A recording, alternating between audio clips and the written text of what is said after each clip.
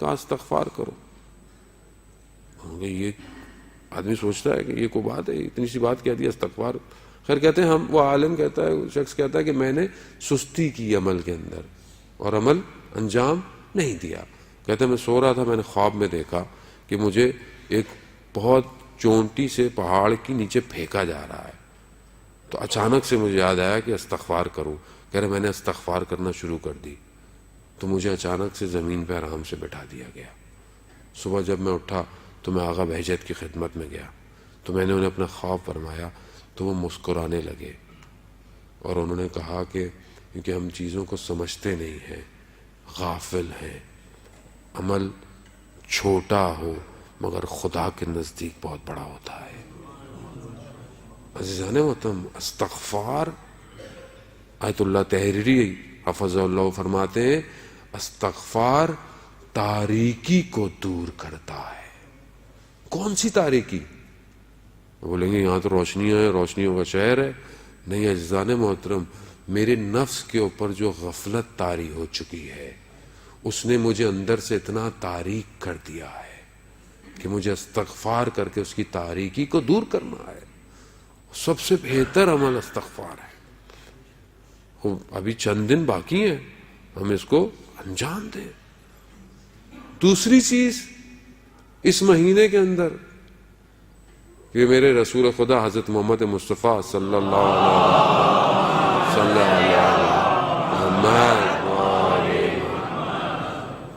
رسول خدا نے ارشاد فرمایا کہ جو شخص ماہ رجب کے جمعے کو 100 دفعہ سورہ توحید کی تلاوت کرے گا، روز قیامت ایک نور ہوگا جو اس کی جنت تک رہنمائی کرے گا.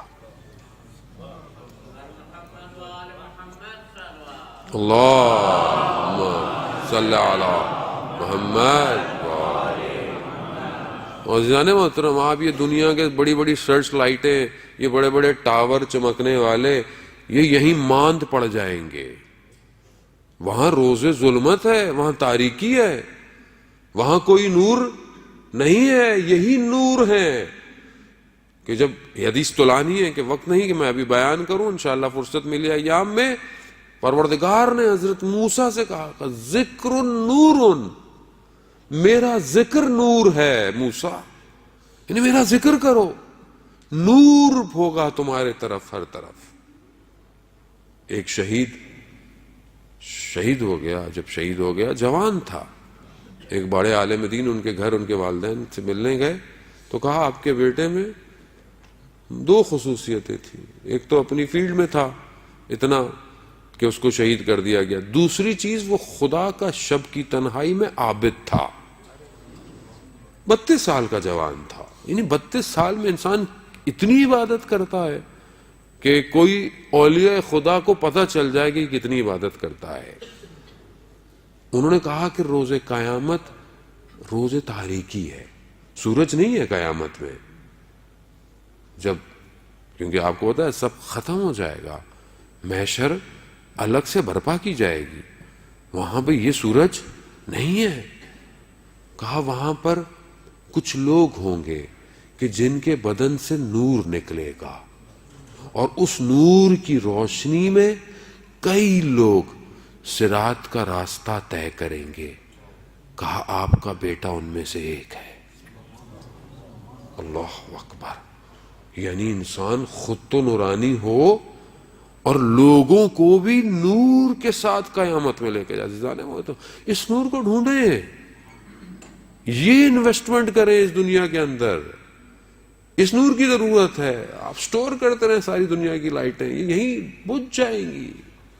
یہ تو اسی وقت بجھ جاتی ہے جب انسان حالت اعتداء کے اندر اکیلا بیٹھا ہوا ہوتا ہے، جب موت کا فرشتہ اس کی طرف آ رہا ہوتا ہے تو اس کے سامنے اسکرین آ جاتی ہے، سکور کارڈ آ جاتا ہے کہ کیا کیا، کتنی اننگ کھیلی، کتنی دفعہ آؤٹ ہوئے، کتنی نو بالیں تھی، سب آ جاتا ہے سامنے اس کے. اس وقت کچھ نہیں ہوتا، صرف وہ ہوتا ہے وہ بولنا چاہتا ہے، بول نہیں پاتا. اپنے اطراف میں کھڑے ہوئے اپنی اولاد کو، اپنے دوستوں کو کہ دیکھو یہ عمل مت کرنا، مجھے نتیجہ نظر آ رہا ہے. اور اتنا سخت عمل ہوتا ہے روح کا بدن سے نکلنا کہ جیسے کئی ہزار تلواروں کی نوکیں ہوں اور انسان کے بدن کو چپ رہی ہوں. آسان نہیں ہے عزیزان. معاملہ ہم نے بڑا لائٹ لے لیا ہے, بہت ریلیکس ہو گئے ہیں, کیونکہ ہم لوگوں کو ریلیکسیشن دے بھی دی گئی ہے. اصل میں مولا وارث ہیں, کچھ بھی کرتے رہیں. مولا اس کا وارث ہوتا ہے جو وراثت کو دکھاتا ہے. وراثت یا نسبی ہے یا وراثت سنقیت کی ہے. میری جائیداد کا وارث میری اولاد ہے. کیوں؟ کیونکہ میری اولاد ہے. خب اگر میں مولا میرا وارث ہے تو میرے ذات میں کوئی ایسا عمل تو ہو کہ مولا کہے کہ ہاں میں ان کا وارث ہوں. میرے عمل مخالف سمت میں ہوں اور وراثت میں مولا سے مانگ رہا ہوں. عزیزان محترم, وہ عدل کا امام ہے, وہ حق کا امام ہے. اسی حق اور عدالت نے تو اسے تنہا کر دیا تھا, اور آج میں یہی عدالت اور حق کو سائڈ پر کروں اور کہوں مولا نہیں. عزیزان محترم, یہ کہانیاں ہیں جو ممبروں سے ہمیں دی گئی ہیں, میٹھے میٹھے کیپسول. بہتر ہے تھوڑا سا تلخ کیپسول لے لیں, ورنہ روز قیامت کہیں گے کہ مولانا صاحب آئے تھے, ہمیں سلا کے چلے گئے جگانے کے بجائے. آخری رسول خدا کا کیا فرماتے ہیں؟ کہتے ہیں لوگ سو رہے ہیں, جب مریں گے تب جاگیں گے. سو رہے ہیں, غافل ہیں. اتنا سخت عمل ہے کہ جب بدن سے روح نکلتی ہے. مگر قربان جاؤں میں اہل بیت پر کہ ہمیں اس سختی سے بچانے کے طریقے بتا گئے. کہا آخری ہفتے میں ماہ رجب کے 3 روزے رکھ لو. کتنے؟ 3 روزے رکھ لو. ملک الموت جب روح قبض کر رہا ہوگا تو کوثر کا جام لے کر آ جائے گا. ماہ رجب ہے, اس کو ضائع مت ہونے دیں. عرفا جب ماہ رجب شروع ہوتا ہے اپنے اوپر ایکسٹرا سختیاں کر دیتے تھے. کیوں؟ کہ کوئی گناہ سرزد نہ ہو. یعنی انسان جب آپ ہائی وے پہ گاڑی نکالتے ہیں, آپ کو پتا ہے کہ یہاں پہ کیمرے لگے ہوئے, ریڈار لگے ہوئے, آپ کتنے الرٹ ہو جاتے ہیں. آپ اپنا موبائل نہیں نکالتے کہ فون پہ بات نہیں کروں گا خلافہ لگ جائے گا. یہاں تو ماشاءاللہ ہیں بھی بہت سارے کہ آدمی ٹینشن میں ہی گاڑی چلا رہا ہوتا ہے. کیوں؟ کیونکہ دیکھ رہا ہے کہ کیمرے لگے ہوئے ہیں.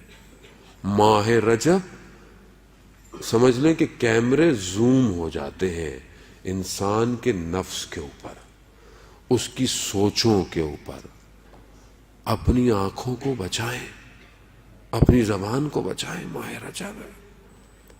یہ جو ہمیں ماہ رمضان میں کیفیت ہماری پیدا نہیں ہوتی, اس کی وجہ یہی ہوتی ہے کہ ہم نے ماہ رجب میں کچھ کیا نہیں ہوتا, اور ہم ماہ رمضان میں سر پہ ٹوپی رکھ کر ہاتھ میں تسبیح پکڑ کر سمجھتے ہیں کہ بس اللہ کے قریب ہو جائیں گے. اور جب آخری ماہ رمضان کے ایام آتے ہیں تو اب کب ختم ہوگا رمضان, کب ختم ہو رہا ہے, چاند کب نکل رہا ہے. جبکہ چوتھا امام کیا کہہ رہے ہیں کہ پروردگار کاش کہ یہ مہینہ ختم نہ ہوتا.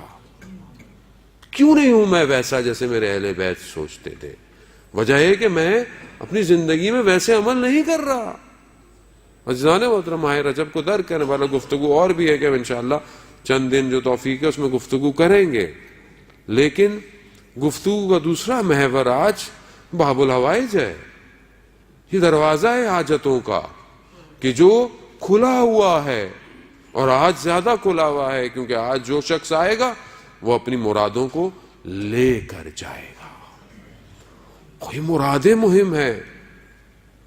ایک عالم دین بتا رہے تھے کہ ہم عراقی عالم دین تھے, کہتے میں نے جب بھی اپنے دادا سے یہ نام جب آتا تھا امام موسیٰ کاظم کا, تو میں نے دیکھا کہ میرے دادا گریہ کرنے لگ جاتے تھے, رونا شروع کر دیتے تھے. میں نے ایک دن پوچھ لیا کہ اے جد بزرگوار, آخر کیا وجہ ہے کہ جیسے ہی یہ نام آتا ہے آپ کی آنکھوں میں آنسو رکتے ہی نہیں ہیں؟ تو کہتے ہیں کہ بیٹا, اگر اس امام کے در سے عطا نہ ہوا ہوتا تو آج تم بھی دنیا میں نہ ہوتے. ہونا کیا ہے؟ کہا کہ میں چھوٹا سا تھا، 8 سال کا، 1930 کی بات ہے، بغداد میں حرم کے قریب میرا گھر تھا، وہیں کھیلتا تھا۔ اچانک سے ایک دن بیمار ہو گیا، بیماری بڑھتی چلی گئی، ٹھیک نہیں ہو رہا تھا، دن بدن طبیعت خراب ہوتی گئی، ایک ڈاکٹر، دوسرا ڈاکٹر، تیسرا، جو زمانے میں ڈاکٹر ہوتے تھے، حتیٰ یہاں تک کہ میں بستر پہ گر گیا اور پیرالائز ہو گیا، ہل نہیں سکتا۔ تو میری ماں نے چادر پہنی، ماں ماں ہوتی ہے عزیزان محترم، ماؤں کی قدر کیا کریں اگر زندہ ہے، اور نہیں ہے تو قبر پر جا کر ماں سے بھی توسل کیا کریں، کیونکہ ایک ماں ہر مجلس پہ نگاہ رکھتی ہے، کیونکہ اس کی اولاد کا ذکر ہو رہا ہوتا ہے نا، وہ اپنی اولاد کے ذکر کو خالی نہیں جانے دیتی۔ وہ کہتی ہیں چادر پہنی اور امام کی زری پہ گئیں اور زری کو پکڑ کر کہا، یا امام موسیٰ کاظم، میں نے اپنے بیٹے کا نام کاظم آپ ہی کی وجہ سے رکھا ہے، مولا میرے بیٹے کو شفا دے دیجیے، اس کو کون شفا دے گا؟ کہتا یہ گریا کرتی ہوئی ماں واپس آئی، رات کو خواب میں دیکھا کہ دروازہ دق الباب ہوا، دروازہ دیکھا کھولا تو کہا ایک سید سیاہ امامہ، چہرہ اتنا نورانی کہ میں نے کبھی دیکھا نہیں تھا، اور کہا کہ میں امام کی طرف سے آیا ہوں۔ امام نے کہا ہے فلانے ہاسپٹل میں اپنے بچے کو لے کر جاؤ۔ کہتے صبح میں بیدار ہوئی تو میں نے ہر کسی سے اس ہسپتال کا نام پوچھنا شروع کر دیا، تو کسی کو پتہ ہی نہیں تھا۔ آخر پوچھ تو کہنا کیوں پوچھ رہے؟ کہا مجھے امام نے اس کے نام بھجوایا ہے۔ پتہ چلا وہ بغداد کے کسی ایک کونے میں کوئی ایک چھوٹا سا ہاسپٹل تھا۔ کہتے وہاں میں اپنے بچے کو لے کر پہنچی تو اسی دن وہاں پہ کوئی جرمنی سے کوئی ڈاکٹر آیا ہوا تھا، اور وہ سپائن کارڈ میں بچے کے کچھ پانی آ گیا تھا، اس کو دور کیا۔ تو کہا اس نے کہ بیٹا یہ امام موسیٰ کاظم کا کمال ہے کہ جو میں آج زندہ ہوں۔ درود بھیج دے محمد والے محمد صلی اللہ علیہ محمد۔ عزیزان محترم، ہم آئے ہیں، ہمیں امام کی زندگی سے لے کے جائیں کچھ۔ وہ جوان بولیں گے ہم امام کے ذکر سے ہمیں کیا ملتا ہے؟ عزیزان محترم، امام کی زندگی میں 2 چیزیں مہم ہیں، زندگی میں ساری چیزیں مہم ہیں، جو ادنا سی چیزیں آج کی گفتگو میں ہمارے پاس ہیں وہ 2 چیزیں ہیں۔ امام کا لقب کاظم، یعنی ہر سخت چیز کو، غصے جیسی چیز کو کنٹرول کر لینا، دبا دینا، خشم جو آتا ہے اسے ختم کر دینا۔ خود امام موسیٰ کاظم علیہ السلام فرماتے ہیں کہ جو شخص اللہم صلی علی محمد وآل محمد، خود امام فرماتے ہیں کہ جو شخص اپنے غصے پر قابو کرے گا روز قیامت میں خدا کے نزدیک ترین ہوگا۔ آج سوشل دنیا کے اندر اینگر کو کنٹرول کرنا بہت بڑا مسئلہ ہوا ہے۔ آج لوگ سوال کرتے ہیں ہاؤ ٹو کنٹرول اور اینگر، مولانا صاحب کیا کریں؟ غصہ آ جاتا ہے، ماں کو بچوں پہ غصہ آ رہا ہے، میاں بیوی کو ایک دوسرے پہ غصہ آ رہا ہے، باہر جاتے ہیں تو سڑک کی وجہ سے کسی کو غصہ آ رہا ہے، آفس میں ہے تو کسی کو اقتصادی پرابلم ہے، فائنینشیل ایشوز ہیں، غصے میں ہے شخص، سوشل ایشوز ہیں، غصے میں ہے شخص، فیملی ایشوز ہیں، غصے میں۔ کیا کریں؟ غصے کو کنٹرول کریں۔ عزیزان محترم، جب دنیا کی ماہیت ہمارے سامنے کلیئر نہیں ہوگی تو ہم ہر قدم پہ غصے میں ہیں۔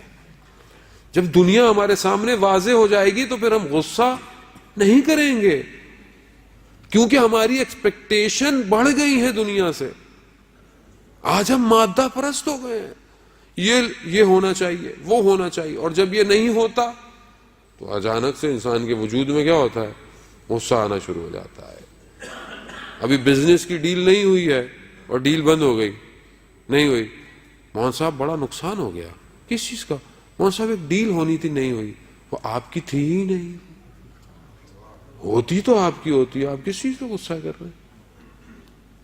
رسول خدا فرماتے ہیں کہ جو چیز خلق نہیں ہوئی ہے، لا یطلبو، اس کو طلب مت کرو.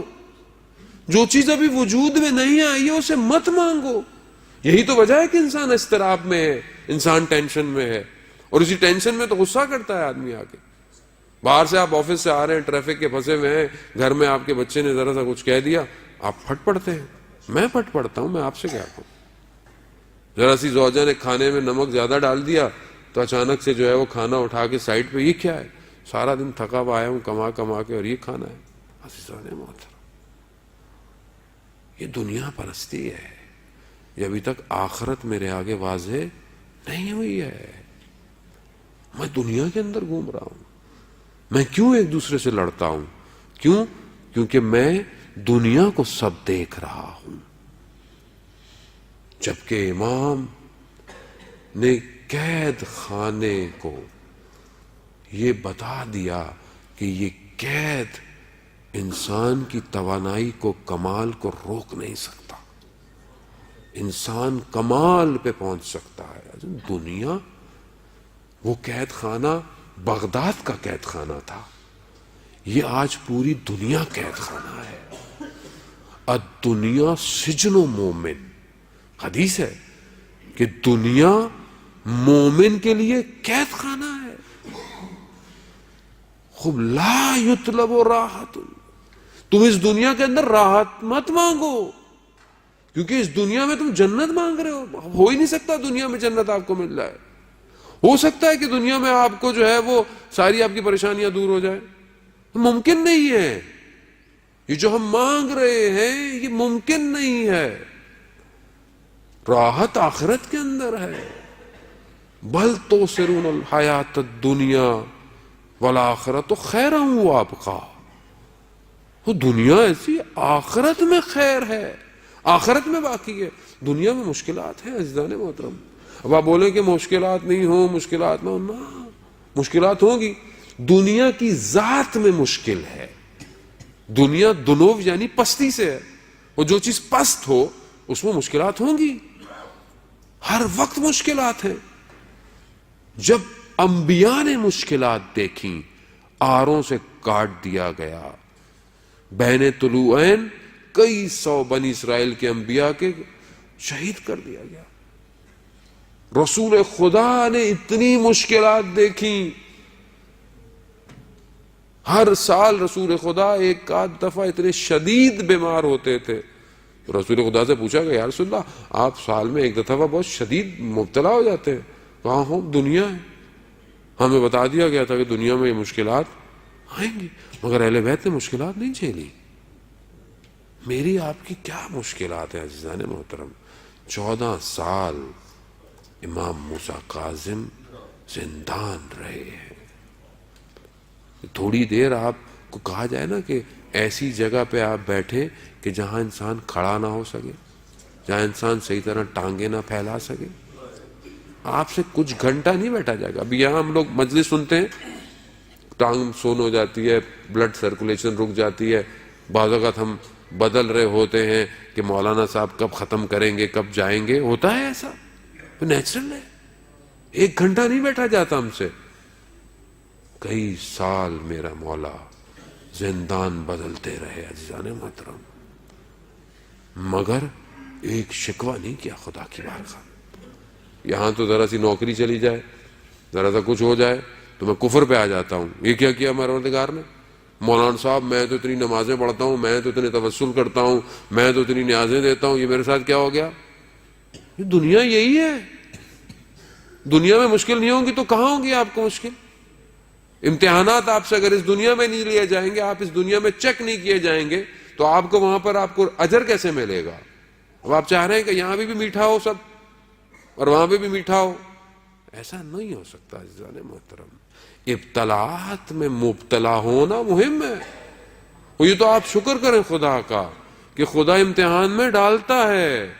وہ آپ دیکھیں کہ جن کو خدا نے ان کے حال پہ چھوڑ دیا ہے، مومن پہ 40 دن میں مشکل نہ آئے، پریشان ہونا چاہیے اسے کہ پروردگار میرے حال پہ تو نہیں چھوڑ دیا تو نے مجھے. رسول خدا خاک کو پہ اپنے رخسار کو رکھ کر شب کی تنہائی کے اندر رب لا تکلنی الا نفسی طرفۃ عین ابدا، پروردگار مجھے ایک لمحے کے لیے، یہ جو پلک چھپکنے کا لمحہ ہے، ایک لمحے کے لیے میرے حال پہ مت چھوڑ. رسول کہہ رہے ہیں. اور میں عزیزان محترم، مشکلات ہوں گی، لیکن اس مشکلات میں کمال یہ ہے کہ راضی ہوں. راضی ہوں. ناراضی کیسے؟ ناراضی ہونا کیسا؟ ماں اپنے شکم میں جب بچے کو حمل کرتی ہے تو سختی نہیں ہے کیا؟ اس کے لیے سختی ہے، نیند نہیں آ سکتی ہے، مشکل میں ہے، مگر خوش ہوتی ہے کہ خدا نے اولاد عطا کی ہے، تحمل کرتی ہے. تحمل کریں عزیزان محترم. مگر زندگی کتنی بڑی ہے، کتنی مشکل پڑے گی میرے اوپر، ایک دن ختم ہو جائے گی. قرآن کہہ رہا ہے ان مع العسر یسرا، کہ ہر مشکل کے بعد کیا ہے؟ آسانی ہے. وہ بغیر پوری زندگی مشکل میں گزر بھی گئی تو آخرت میں عزیزان محترم آسانی ہے. ایک شخص آیا مولا متقیان حضرت علی ابن ابی طالب علیہ السلام،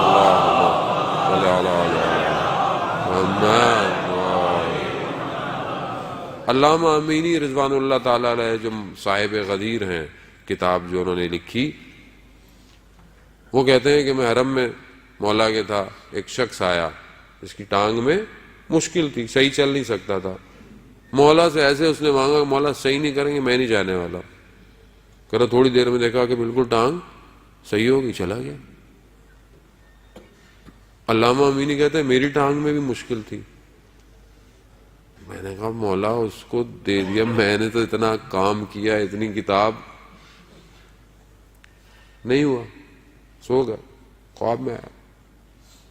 کہا کہ وہ جو اس کو مشکل تھی اسے اندازہ نہیں تھا کہ اس مشکل کے بدلے میں روز قیامت اسے کتنی جزا ملنے والی ہے، وہ ہم نے اسے دے دی.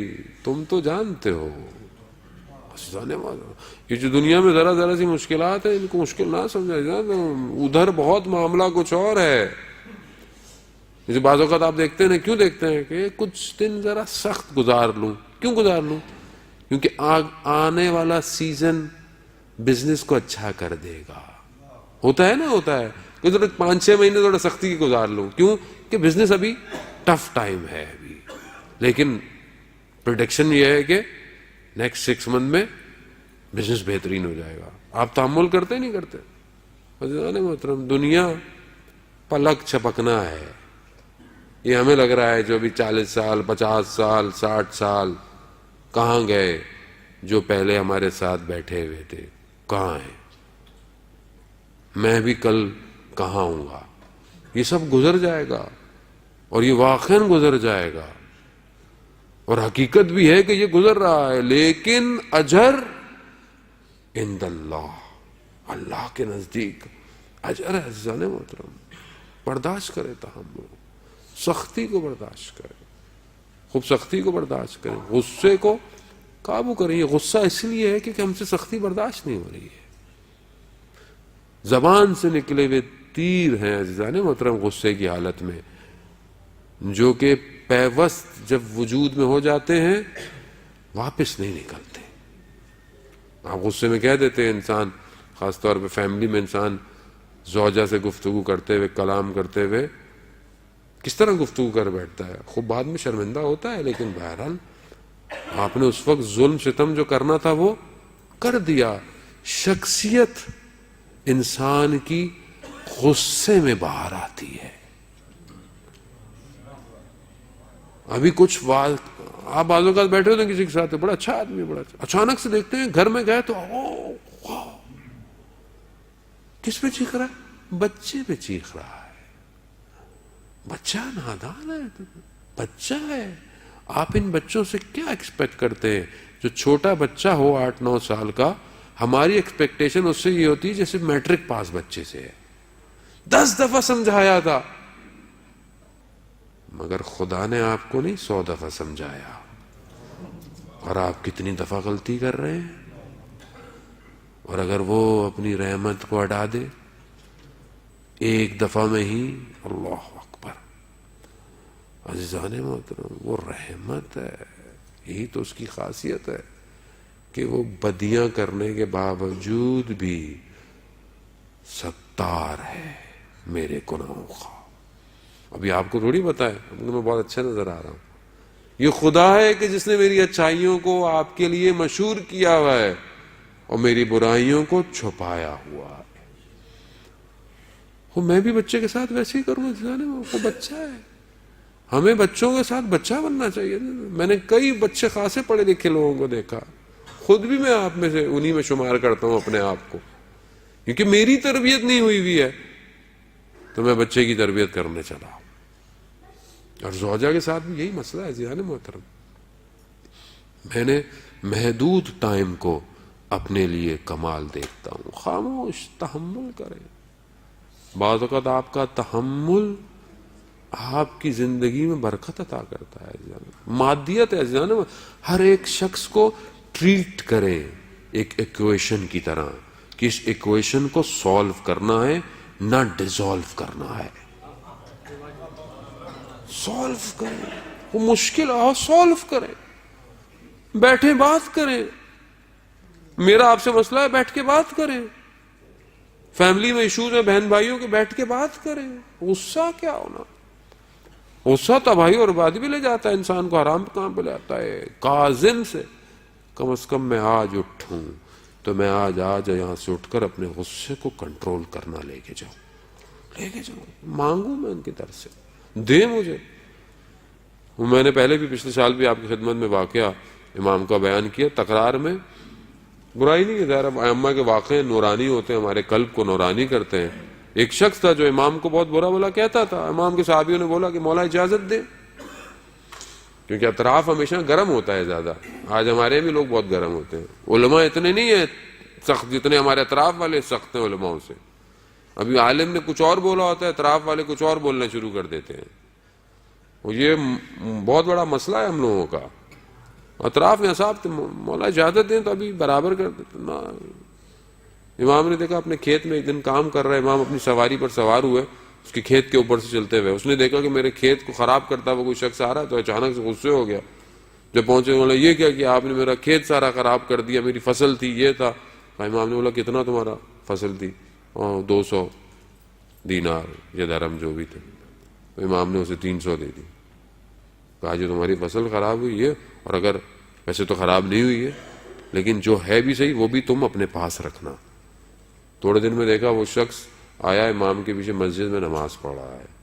اطراف والوں نے دیکھا کہ یہ کیا ماجرا ہے. کہا کہ وہ جس کو تم سمجھانا چاہتے تھے اس کو ہم نے پیار سے سمجھا دیا. یعنی قاسم فروا. ہم تو عزیزان محترم بہت معذرت کے ساتھ ہمارا ایک بہت بڑا اجتماعی ایشو ہوا ہے ہم تشیع کا. ہمیں لگتا ہے کہ سامنے والا کسی اور نظریات کا ہے، ہم اسے دیکھتے ہی اسے دشمنی کرنا شروع کر دیتے ہیں. عجیب ہے یہ. وہ بھی ذاکر ہے میں بھی ذاکر ہوں، وہ بھی ماتمی ہے میں بھی ماتمی ہوں، لیکن نہیں وہ مولائی ہے، وہ نمازی ہے. کیا ہو گیا عزیزان محترم؟ یعنی ہم لوگوں کو آپ تصور کریں کہ روز قیامت میں بیوی اپنے بیٹے کا وہ خون آلودہ کرتا لے کر آئے اور اگر میرے ان عملوں کو دیکھے کہ تم میرے بیٹے کی اذا کے لیے آتے تھے مگر آپس میں اتنا شدید اختلاف تھا. استغفر اللہ. اس وقت تو شقی زمان نے میرے بیٹے کو شہید کیا اور تم ہر زمانے میں یہی کر رہے ہو. خدا کا خوف کھائیں عزیزان محترم. یہ کیسی نفرتیں ہیں آپس میں؟ یہ کیا ہو گیا ہے ہم لوگوں کو کہ نہیں ملنا، اس سے بات نہیں کرنی ہے، وہ ایسا ہے وہ ویسا ہے. ارے سب ذکر حسین کرتے ہیں.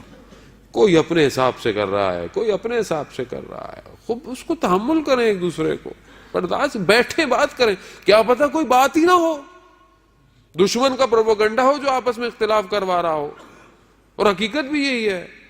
کوئی بات نہیں ہے عزیزان محترم، ایسی سب ذاکر ہیں سب ماتمی ہیں. تو بہرحال یہ ایک سوشل تھا کہ ہم اپنے آپ کو اس معاملے میں بھی قابو کریں. مومن ہر حال میں مومن ہے، اور مومن ناموس پروردگار ہے، یعنی مومن کو تکلیف پہنچانا گویا خدا کو ناراض کرنے والی بات ہے۔ مومن مرۃ المومن، مومن مومن کا آئینہ ہے۔ میں اگر آپ کے اندر برائی دیکھ رہا ہوں تو گویا میں آپ کے اندر نہیں دیکھ رہا، میں اپنے اندر دیکھ رہا ہوں۔ وہ مومن کی تین خصوصیات ائمہ نے بیان کی کہ تین چیزیں ضروری ہیں مومن کے اندر، وہ ہونی چاہیے عزیزان محترم، کہ انسان اپنے اندر ان چیزوں کو دے۔ اور پہچانا کس سے جاتا ہے؟ ان تین خصوصیات سے۔ کیا ہے؟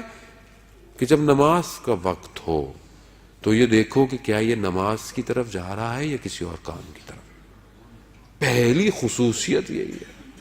ابھی نماز کا وقت ہو گیا ہے، خوب ٹھیک ہے، جو روڈ پہ کام کر رہا ہے، کہیں بیٹھا ہوا ہے، وہ غلط، لیکن سب کچھ آپشن ہے، نماز پڑھ سکتا ہے، جا سکتا ہے۔ وہ باتیں کر رہا ہے، دیکھ رہا ہے، ٹی وی دیکھ رہا ہے، کوئی میچ دیکھ رہا ہے، اور نماز کا وقت ہو گیا ہے، تو اگر وہ اوپر والا جو کیمرے دیکھ رہے ہیں وہ یہ کیا دیکھ رہے ہوں گے کہ یہ میرا بندہ ہے یا دنیا کا بندہ ہے؟ کوئی نہ دیکھے آپ کو، اس کے کیمرے دیکھ رہے ہیں۔ اگر ہم چاہتے ہیں کہ ہم یہ جانیں، حدیث ہے کہ اگر تم چاہتے ہو کہ یہ تم دیکھو کہ اللہ کے نزدیک تمہاری منزلت کتنی ہے، تو یہ دیکھو کہ اللہ تمہارے نزدیک اللہ کی منزلت کتنی ہے۔ اور وہ تبھی ہوگی کہ جب تم دنیا اور آخرت کے درمیان میں اپنے آپ کو پاؤ تو تم انتخاب کس کا کرتے ہو۔ پہلی خصوصیت انسان نماز میں پہچانا جاتا ہے۔ دوسری کہ انسان سے اگر کوئی مدد مانگنے آئے تو وہ خالی ہاتھ نہیں اس کو بھیجتا۔ آج آپ باب الحوائج کے دروازے پر آئے ہوئے ہیں، جو حاجتوں کو روا کرتا ہے، پوری کرتا ہے۔ اور اگر میں باب الحوائج کا ماننے والا اور اگر کوئی میرے دروازے پہ آ جائے، خود تو میں بولوں مولا میری حاجت پوری کر دے، اور مولا بولے میں نے بھی تو اپنے مومن کو تمہارے ہاں بھیجا تھا، تم نے کیا کیا؟ امام کا واقعہ آپ کے سامنے موجود ہے نا، علی ابن یقطین جو امام کا خاص شخص تھا، جو حکومت کے اندر تھا، اور کہا تھا کہ جب ماننے والے آیا کریں تو ان کی مشکل کو کیا کرنا؟ حل کرنا۔ تو ایک دفعہ حج پہ جب گیا اور مدینہ مولا کی خدمت میں پہنچا تو مولا نے ملنے سے انکار کر دیا، صحیح طرح گفتگو نہیں کی۔ مولا کا اتنا قریبی شخص، کہا یا بنا رسول اللہ کیا ہو گیا، میرے سے غلطی ہو گئی؟ کہا فلانا شخص تمہارے پاس آیا تھا، تم نے اسے خالی ہاتھ بھیج دیا۔ کہا مولا میں معافی مانگتا ہوں، کیا کروں؟ کہا نہیں، جب تک وہ معاف نہیں کرے گا۔ اللہ اکبر۔ عزیزان محترم، بڑا ہم اللہ کو راضی کرنے کے چکر میں صبح شام لگے رہتے ہیں۔ جب تک مخلوق خدا راضی نہیں، اللہ بھی راضی نہیں ہونے والا۔ اللہ راضی، مخلوق ہوگی تو اللہ راضی ہوگا، کیا کریں؟ اور وہ کوفہ میں یا بصرہ میں یا مدینہ میں، تو امام نے اسے اجازت امامت سے وہاں بھجوایا۔ اس نے دروازہ دق الباب کیا، اس نے جیسی دروازہ کھولا تو علی ابن یقطین کو پایا۔ کہا کیسے آنا ہوا؟ کہہ رہا بس میں معذرت کے لیے آیا ہوں، معافی مانگنے۔ کہا کیسی بات کر رہے ہیں میں آپ کو؟ کہہ رہے نہیں، اپنے رخسار کو زمین پہ رکھا، کہا اس پہ پاؤں